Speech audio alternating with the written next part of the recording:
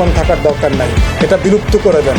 এটা বিলুপ্ত না করলে যেটা হবে, এইটার নামে প্রচুর অ্যাবিউজ হবে, ক্ষমতার অপব্যবহার হবে, তদবির চাঁদাবাজি হবে এবং এর সাথে আপনাদের অনেক ছাত্রনেতারা টাকা পয়সা লেনদেনে জড়িয়ে যাচ্ছে। ইমিডিয়েটলি টাকা পয়সা কি উঠেছে, কতটুকু আপনারা ইতিমধ্যে ব্যয় করেছেন বলে দাবি করেছেন। যে এক জায়গাতে দেখলাম যে শত শত স্বেচ্ছাসেবকরা এখান থেকে টাকা নিয়ে খাওয়া দাওয়া করেছেন, সেটা কত পরিমাণে, বাকি কত টাকা আছে, কোন কোন অ্যাকাউন্টে ছিল এবং এই প্রত্যেকটা অ্যাকাউন্টের স্টেটমেন্ট গত যেদিন থেকে টাকা কালেকশন শুরু হয়েছে সেটা ব্যাংক থেকে প্রিন্ট আউট করে আপনারা সোশ্যাল মিডিয়াতে দিয়ে দেন আপনাদের অডিটিংয়ের স্বার্থে, আপনাদের জবাবদিহিতার স্বার্থে।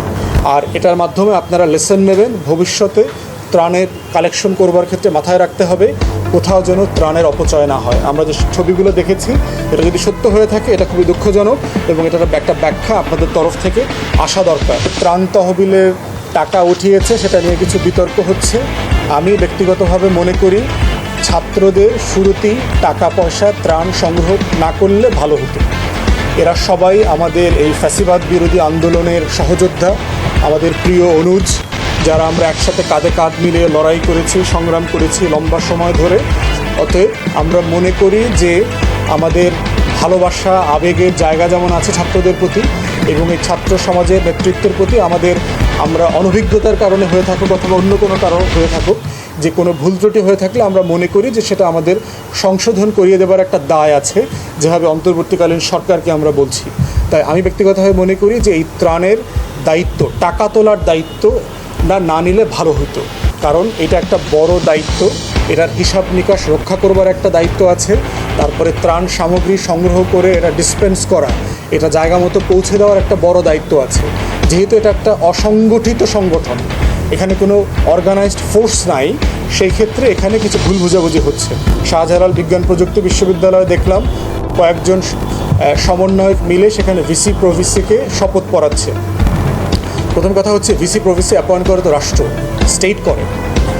অতএব স্টেট যাদেরকে অ্যাপয়েন্ট করে, যে স্টেটের আপনাদের প্রতিনিধিরা অংশ এই আন্দোলনে। দুইজন ছাত্র উপদেষ্টা আছে যিনি এই সংগঠনের সাথে জড়িত ছিলেন, লিয়াজো কমিটি নেতৃত্ব দিয়েছেন, তিনি এই রাষ্ট্রের অংশ, এই সরকারের অংশ। অতএব যারা মিলে তাদেরকে অ্যাপয়েন্ট করেছে, এই অ্যাপয়েন্টমেন্ট প্রসেসের উপরে আপনারা যারা আবার শপথ পড়াতে গেছেন, এইটার এখতিয়ারটা কোথায়, কে আপনাদেরকে এখতিয়ারটা দিয়েছে? তো আমরা মনে করি যে এই ধরনের বাড়াবাড়িমূলক কাজগুলো ছাত্র জনতা এবং দেশবাসীর মধ্যে ছাত্র সমাজের যে একটা মর্যাদা, সম্মান, দরদ, ভালোবাসার জায়গা তৈরি করেছে, এটা নষ্ট করবে। তাই আপনাদের সকল কাজের ব্যাপারে আপনাদের সতর্ক হতে হবে এবং আপনাদের আত্মসমালোচনা করতে হবে। আমি বারবার বলেছি যে দাবি আদায় হয়ে গেছে, সরকার পরিবর্তন হয়ে গেছে, বৈষম্য বিরোধী ছাত্র আন্দোলন নামে কোনো প্ল্যাটফর্ম থাকার দরকার নাই, এটা বিলুপ্ত করে দেন। এটা বিলুপ্ত না করলে যেটা হবে, এইটার নামে প্রচুর অ্যাবিউজ হবে, ক্ষমতার অপব্যবহার হবে, তদবির চাঁদাবাজি হবে এবং এর সাথে আপনাদের অনেক ছাত্রনেতারা টাকা পয়সা লেনদেনে জড়িয়ে যাচ্ছে। অতএব আপনাদের সম্মানের স্বার্থে, আপনাদের মর্যাদার স্বার্থে এই প্ল্যাটফর্মটা বিলুপ্ত করে দেন। এই প্ল্যাটফর্মটা এখন আর রেলেভেন্ট না, প্রাসঙ্গিক না। অতএব এটা খুব জরুরি ভিত্তিতে আমি মনে করছি।